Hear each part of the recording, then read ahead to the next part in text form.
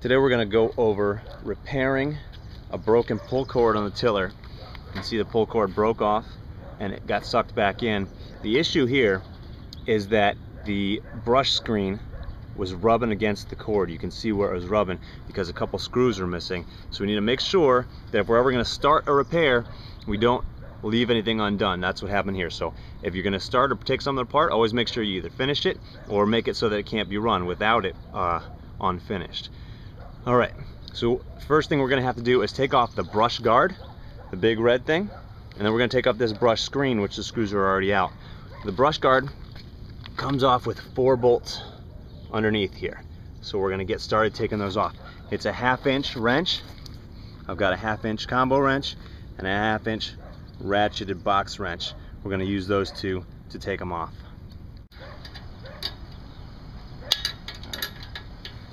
When you're taking these off, just like with any equipment, it's best to loosen up each one first before you take any one all the way off, so the weight of the whole thing isn't hanging on one of them. So I'm going to loosen each and then take them off all at the same time.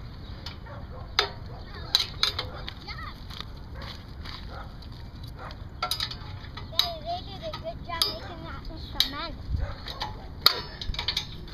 Daddy. Summer, you need to be quiet for a second.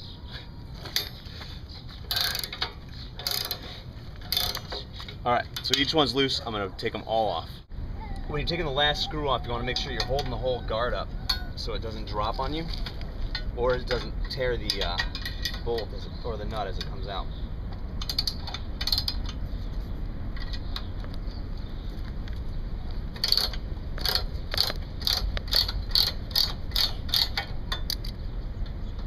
Okay, you also want to make sure that you set your bolts and your nuts somewhere safe so that you don't lose them. Keep them all together because it's no fun when you go to put everything back together and you're missing a couple pieces. Alright, the next thing we need to do is take off this screen. There should be 2 screws that hold it on, but they're missing already. That's why we've got the problem.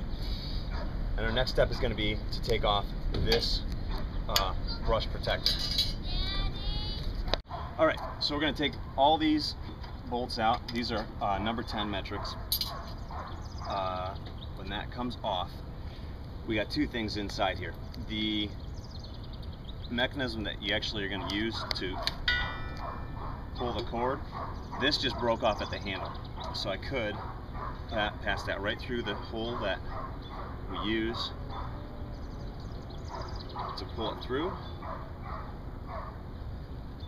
And the other thing that you can see in here when this is open is a little, there's a little groove on here. If you're out in the field, you have this off and you wanted to take it back, and even if this is on your lawnmower at home, anytime you ever run into this situation, usually there's a notch in here. You can take just any piece of string or cord and just put a knot in that notch and wrap it around here. That'll be enough to just give it a quick pull and get it started and take it back to the shop or the garage or to the shed, wherever you need to. You can get it running. I wouldn't till that way because of course it doesn't have all the protection on it that it normally does. So you can get it started just to run it back if you need to. But all we needed to do here was pull that part through. The other issue is we need to rewind our spring. There's not enough recoil on that. So what we'll do is wind the spring up and then pass that through, pass that little bit of rope through the hole. If it broke way down in there, you'd have to tie a new piece of string on, put it through a hole here, put a knot on that, and then wind it up and pass it through that opening so that you can have the end sticking out to put on the handle. Okay, so when that string snapped, this thing sucked itself back in and it took all the spring out of that coil. There's a coil spring in here. So what we need to do is just grab the string and wrap it around, give it a few winds so that when you go to pull it out, there's already some wind on it. Alright, so now I've got it wound up. Now I'll pass it through. Pull it out. And since I already wound it, it should bring itself back in. If there's not enough wind on it, I'll just pull a little loop of this out.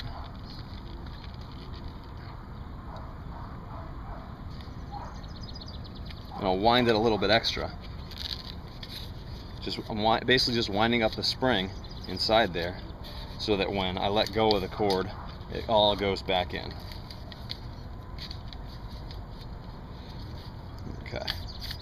Okay, so now I can pull it out and it will go back. I've got it overwound right now, so I can take a couple winds out. Now if you were to replace the whole string, what I always do is measure the length of a pull on my arm, and I go a little bit longer, because where it a lot of times will break is right here at the knot from getting pulled all the way out. And if it gets pulled all the way out, then it'll break at that knot because you just keep putting tension on it. So if you've got a string longer than your arm can pull, then you will never pull it too far. Okay, now we've got enough string, and we've got it wound so that the string will go all the way back in. And as you can see, I'm pulling it all the way, and I'm not to where I'm maxing out that knot. Okay, I'm actually going to take one more wind out, because I'm tightening that spring all the way without getting to the end of the rope, and I don't want to break the spring either. So you really don't want to get to the point where you put too much tension on any part of this system. Otherwise you'll be doing a much bigger repair than we're doing now. Okay, now it goes all the way back in. I can pull it out, and before I get to that knot, I'm at the end of my arm's reach. The only other thing they'll have to do is put the handle back on. Okay, unfortunately we can't find the handle that came off, and that's why we got to be real careful when something breaks. You just got to keep all the parts together, just like those screws are missing. If something's missing, it makes it harder to put back together. Really, anything will work. If I tie a knot in the end of here, I can grab the knot and pull it, but that's just not as comfortable on your hands. If you wanted to tie a knot, put a screwdriver through there. Really, anything that just makes it easier on your hands. Put a screwdriver, a wrench, a stick, that'll let you pull it. I'm just going to use a little piece of drip tube with a stick in the middle of it, so that we've got something to put our hands on, and then we'll get another handle to put on here. But just if you're repairing it and you can't find the handle, or you don't have it for some reason, like I said, all this is mainly just to protect the engine in long-term use. All you really need is something to latch on here and to pull. You know, like I said, you tie a knot in the end of a string and you can wrap it around like this. I could give that a pull and that'll start the engine. All right, but we're gonna just put a piece on here and then we'll put it back together. Okay, so we've got the parts put back together. Ideally we'd have a proper handle, but we're gonna make do with this. And then all that has to happen is this is gonna go right back on. Make sure everything goes on the way it came off. This is gonna slide over this ring here, and it works, it engages as you pull it. These two teeth come out, so it doesn't matter how it goes in necessarily, as long as this is, keep the Honda and the words upright. That way your holes will match up.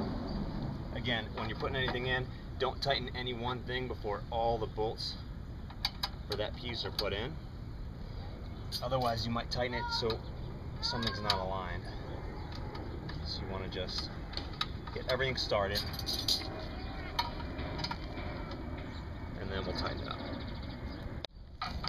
Alright, we've got all three of these on, so this thing is engaged.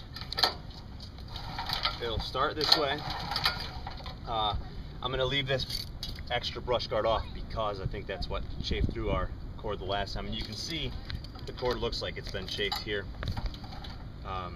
closer to the edge, and that's why that's got to stay off for now until I can get some screws to put it back on. Otherwise, I'm going to just bolt this piece back on, and those 4 bolts just go right through here onto the bottom of the block and hold it in place, and it'll be ready to go again. Okay, just like before, I put all 4 bolts in there before I tighten anything up. I tightened them all with the 2 wrenches, and now it's, as long as that's snug, these should be tight. Don't over tighten anything. You're going into an aluminum block, so just till it's snug, and then a little extra quarter turn. And then you're all ready to go. The handle should be good. I put an extra knot in here, so if it does snap off, you can grab that. Hopefully you'll be able to grab that on this side of the knot, and pull it and get it started again to run it back to do any of this. But that's all there is to it.